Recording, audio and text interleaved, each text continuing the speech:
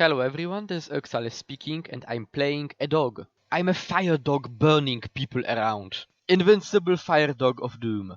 We are defending a keep from... Oh wait, it flipped. Sorry, we are attacking the keep with an incredibly huge Zerg consisting of 6 people including our commander and 1 trusty silly dog. Oh wait, they are coming. So we should run, right? Who cares? I'm a dog! I'm going to burn them all! I'm a dog! Look at me fire breath! I will solo them all! I'm not a mesmer anymore, I'm a dog! What do those skills do? Why was I invulnerable? Dogs don't think like that! And this is more or less how I feel right now when I enter the new Borderlands. I'm a dog, I know nothing. Previously we have managed to repel our opponents. Not in this clip, mind you. This one shows chronomancer damage. Between the gravity well, afterwards continuous shift, calamity well which deals damage, another gravity well which is combined with Berserker Gw2 with scholar runes. The numbers are like nothing I have ever seen before. And the kicker? I killed nobody. Oh, I should have added shield 5 to the equation. Still learning. So in this fight here we have managed to more or less wipe, and we reinforced the Lord later and won. And gracious thanks to Gw2, the mesmer who tried to stomp. If not for him, I would have never ever have the hero points enough to make a chronomancer. Okay, so what does chronomancer actually have? It has damage, and it has very high survival. Shield to defend from the thief's burst, daze flutter to stun an opponent, signet of domination to correct, shield 5 to correct damage and get quickness, and sword to execute an opponent. So the damage is here. Now in this clip I had only one job. Take supplies and return to my commander, so she can take the keep. As usual, I have failed in my task. We had to use a plebeian normal ram because we couldn't afford a superior one. By the way, you might have noticed you are watching 2 elementalists fighting one Berserker chronomancer in scholars, and I haven't died yet.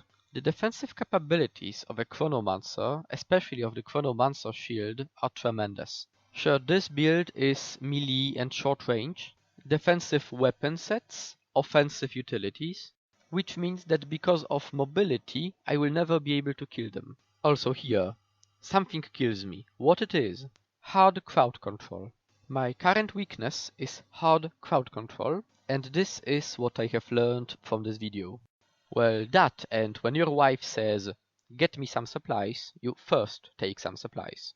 Okay, so let's make it positive. I've got 2 longbow rangers against. I can use my focus to reflect them. Oh wait, no focus, much arrows, much pain. Crowd control, death imminent. I became a plushy hedgehog. Okay, so less Batman, more flashbacks. What I did wrong here was trying to use the well. Takes way too much time. Should use signet of domination to give me invulnerability and then use the well. Okay, so now we know, right? So round 2, fight.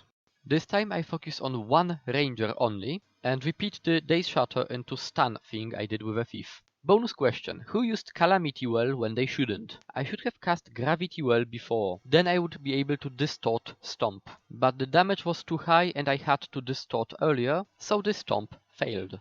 Okay, so I am not able to stomp here, but I should be able to at least stop enemy from rezzing and survive, right?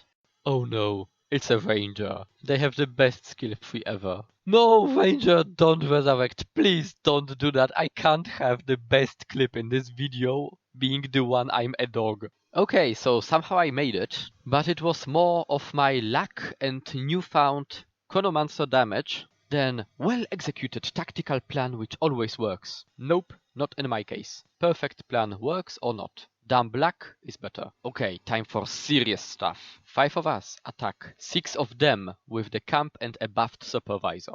In other words, we never learn.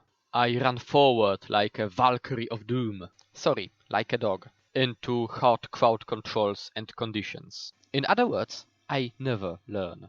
Watching the battlefield from the downstate, I have only one conclusion. This could have went better. Mardis, playing a genuine thief, tries to res me, and Drew, playing the druid, sorry, I had to, finally gets me up. In the process, Mardis got downed. As everybody and their dog converged on Mardis, I released the crowd control. Gravity well for getting continuous shift. Shield 5, Blood Frenzy, and I see my hit points dropping to Retaliation. By the way, this clip shows me I should really consider taking the every time you interrupt you get might sigil. Okay, so somehow we are all alive, guards are starting to die, so I rallied. And it is time to destroy enemy necromancer. Why him? Because he's targeted. As you can see, enemies clearly believe we are destroyed, and they have split, and we are very good at split fighting. The necromancer is very low on hit points, so I can repeat the daze stun kill routine. And now we've got a landmark. Enemies will converge on the body of the fallen.